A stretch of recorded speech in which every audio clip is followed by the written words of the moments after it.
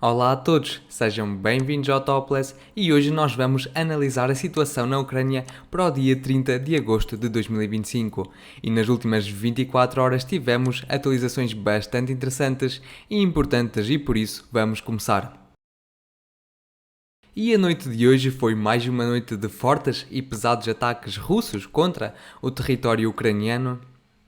E de acordo com as forças de defesa antiaérea ucranianas, os russos lançaram-se um total de 582 drones e mísseis. E os próprios ucranianos referem que conseguiram identificar e abater 510 de 537 drones de vários tipos, conseguiram abater 6 de 8 mísseis balísticos do tipo Iskander-M, conseguiram abater 32 de 37 mísseis KH-101 calibre Iskander-K, mas também mísseis de cruzeiro KH-59, e já tivemos alguns vídeos publicados pelos cidadãos ucranianos que mostraram os resultados destes ataques.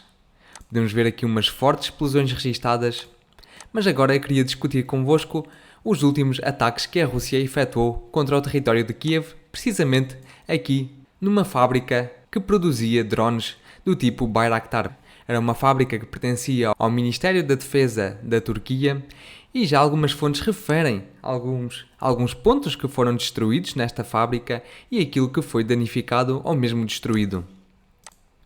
Temos aqui alguns resultados destes ataques por parte da Rússia e algumas fontes referem que já se foi confirmado que esta fábrica foi atingida por 3 mísseis, um míssil KH-101 e 2 mísseis Iskander-K. E portanto muitas coisas foram atingidas, incluindo a principal fábrica ou um ponto de produção de peças de metal, mas também peças de compósito, mas também linhas de assemblagem e de montagem destes drones. Portanto muitas unidades foram atingidas nesta fábrica e realmente o governo turco e o próprio Erdogan não deve estar nada satisfeito com este ataque por parte da Rússia. Vamos agora avançar pelo lado dos ataques ucranianos. Já tivemos também alguns resultados dos ataques ucranianos nos últimos dias contra refinarias de petróleo russas e aqui na cidade de Krasnodar algumas fontes já confirmaram que foi atingido um equipamento bastante importante em toda a cadeia de produção de produtos derivados do petróleo.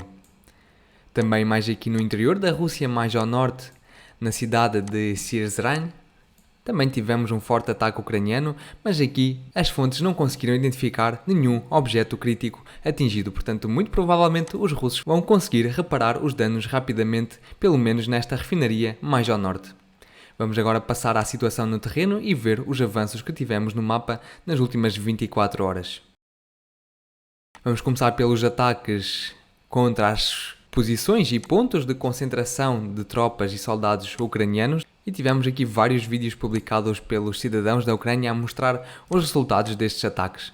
Portanto, muitas instalações foram atingidas aqui na zona ou na direção de Zaporizhia, incluindo nas cidades aqui mais ao norte, como Pavlograd e Dnipro.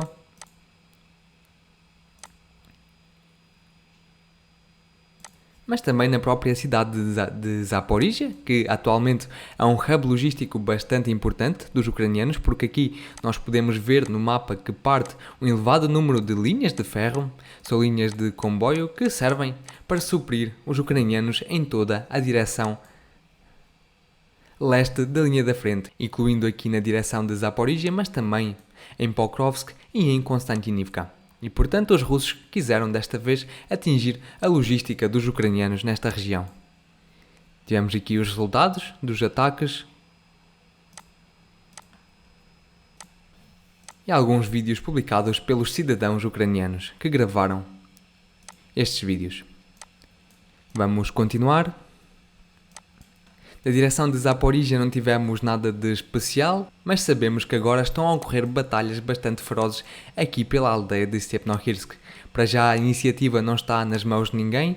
Por um lado os russos continuam a avançar mais para o norte, a tentar entrar na aldeia de Stepnohirsk, mas também continuam a avançar aqui mais por oeste, pelo outro lado do rio, ou do lago que aqui se encontra. mas os ucranianos prosseguem a contra-atacar os russos e para já ninguém está com a iniciativa de avançar nesta região. Portanto, muito provavelmente ou estão a ocorrer batalhas bastante ferozes nesta região, ou ambos os lados estão a reagrupar as suas tropas para continuar, para prosseguir com estes ataques. Vamos avançar. E aqui é onde a Rússia está a desenvolver a sua principal ofensiva na direção de Zaporizhia, que é aqui precisamente pelo leste. Tivemos mais algumas atualizações de várias fontes, incluindo fontes pró-ucranianas que referem que os russos conseguiram avançar e conquistar mais alguns territórios nesta zona. Tivemos fontes neutras a relatar estes avanços, mas também fontes pró-ucranianas, como já referi. Portanto, aqui é uma situação bastante interessante que está a acontecer nesta região.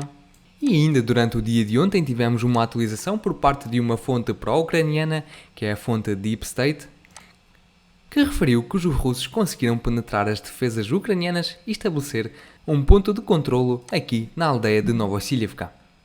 Portanto, nós ontem ajustámos o mapa com este controlo por parte da Rússia, mas que não foi confirmado por nenhum vídeo ou imagem, mas trata-se de uma tática bastante interessante por parte dos russos, porque com esta tática o que os russos pretendem é conquistar completamente o território desta enorme floresta que aqui se situa.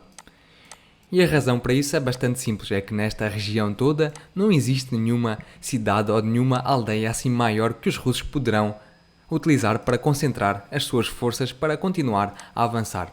E o que acontece é que quando a Rússia quiser avançar e conquistar cada uma destas aldeias que aqui se situam, que são aldeias muito pequenas, eles vão destruí-las até às ruínas e, portanto, não vai haver nenhuma possibilidade para os russos concentrarem equipamentos militares, mas também grandes concentrações de tropas. E a floresta é um ótimo sítio para isso. E não só a floresta, mas também as aldeias de Veliko-Mikhailivka e de Oristopil, que são as maiores aldeias desta região. Portanto, os russos vão querer conquistar tudo o que se situa a leste desta linha para de facto poderem ter essa concentração de tropas para conseguirem depois avançar mais ao fundo na direção da cidade de Pokrovsky e depois mais para sul em direção à cidade de Guliai-Polye. Portanto, são estas as táticas dos russos nesta direção e vamos ver nos próximos dias e nas próximas semanas como as batalhas se desenvolvem nesta zona. Vamos avançar e na cidade de Novopavlivka não tivemos nada de especial. Em Pokrovsk também não tivemos nada de especial e as batalhas aqui estão paradas já há alguns dias, quase uma semana, e neste tempo todo não tivemos nenhum avanço no mapa confirmado, o que é de facto bastante curioso desta direção. E a explicação para isso são apenas duas opções. Ou os dois lados sofreram perdas bastante pesadas nestes ataques à cidade de Pokrovsk e de tudo o que se situa aqui à volta e, portanto, agora tanto as forças russas como as forças ucranianas estão-se a reagrupar para depois, quando conseguirem restaurar as suas condições de combate, poderem prosseguir com as ofensivas. E a segunda opção é que, de facto, ainda continuam a ser efetuadas aqui batalhas bastante ferozes e sangrentas e para já nenhum lado consegue obter a iniciativa para avançar. Vamos continuar. Aqui no flanco a norte que a Rússia conseguiu desenvolver nas últimas semanas não tivemos também nada de especial, apenas para relembrar que os russos continuam com o processo de semi-cercar em pinças aqui esta concentração de aldeias que se situa nesta zona. E de facto nos últimos dias a Rússia tem vindo a melhorar pouco a pouco as suas posições e portanto vamos também analisar a situação nesta zona nos próximos dias. Vamos continuar. Na direção de Konstantinovka não tivemos também nenhum avanço no mapa confirmado, tivemos apenas ataques russos registados contra concentrações de tropas ucranianas nesta direção com artilharia. E portanto para já os russos prosseguem apenas com ataques de artilharia nesta zona. Vamos continuar. Na direção de Siversk também não tivemos nada de especial, apenas para relembrar que fontes pró-ucranianas já referiram que a situação aqui nesta floresta ao norte da cidade de Siversk já foi quase completamente abandonada pelos ucranianos, contudo prosseguimos a obter vídeos por parte das forças russas que mostram ataques efetuados contra as forças ucranianas nesta mesma floresta. Portanto, para já a Rússia está a tentar limpar esta floresta das tropas ucranianas para depois poder prosseguir mais para sul e muito provavelmente nas próximas semanas teremos o início da batalha pela cidade de Siversk. Vamos avançar, vamos aqui mais para o norte, aqui da direção de Borova, aqui ao norte, e na direção de Liman mais ao sul, onde também tivemos desenvolvimentos bastante interessantes. E o que aconteceu aqui é que os ucranianos conseguiram contra-atacar as forças russas e restaurar algumas posições na aldeia de Chandrigolova. Como prova disso, tivemos um vídeo publicado pelas forças russas que mostram ataques efetuados contra veículos das forças ucranianas.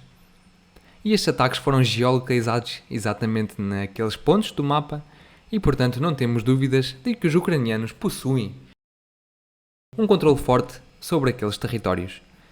Contudo, vemos que os ucranianos estão a sofrer perdas bastante pesadas naquilo que se trata da logística e do suprimento das suas forças, porque realmente qualquer movimento de algum veículo ucraniano é avistado pelos russos e os russos atacam estes veículos todos com drones FPV. Trata-se de uma situação bastante importante nesta região, porque na realidade eu acho que ambas as partes percebem o valor desta aldeia nesta região, porque se os russos conseguirem avançar e conseguirem controlar e conquistar esta aldeia, eles poderão depois prosseguir a atacar as forças ucranianas pelo lado a leste deste rio. E assim que entrarem e conseguirem conquistar a aldeia de Derilova e depois a cidade de Drobichove, a batalha por Liman vai começar. Vamos avançar. E aqui mais ao norte, também na direção de Borova, também temos batalhas bastante ferozes entre os ucranianos e os russos, e tivemos até um ajuste do mapa em favor dos russos nas últimas 24 horas, com base num vídeo publicado pelas forças russas que mostram, mais uma vez, ataques efetuados contra veículos ucranianos. E a verdade é que o mesmo vídeo foi geolocalizado, ou tivemos porções do vídeo, imagens do vídeo geolocalizadas neste ponto, e outros ataques foram geolocalizados mais a norte. Vamos avançar. Da direção de Kupiansk também não tivemos nada de especial confirmado, apenas tivemos um relato de uma fonte pró-ucraniana a referir que os ucranianos conseguiram restaurar algumas posições na aldeia de Mirove e conseguiram semi-cercar os russos que se encontram em Sobolyivka. Não vamos ajustar o mapa a favor dos ucranianos para já, porque apenas é um relato e não temos nenhuma prova visual que isso tenha acontecido, mas por outro lado tivemos algumas fontes pró-russas a referir que os russos continuam a avançar para sul, já dentro da cidade de Kupiansk. Na direção de Kharkiv não tivemos nenhum avanço no mapa nas últimas 24 horas, e na direção de Sumy a situação continua estável e a linha da frente também não se moveu. E para hoje são estas as principais atualizações que eu vos trago. Se gostaram do vídeo, por favor, deixem o vosso gosto, deixem o vosso comentário, subscrevam o canal e se quiserem apoiar o trabalho que eu realizo neste canal, considerem em se tornar membros do canal. E eu relembro que condeno qualquer tipo de violência no mundo. Até amanhã. Tchau, tchau.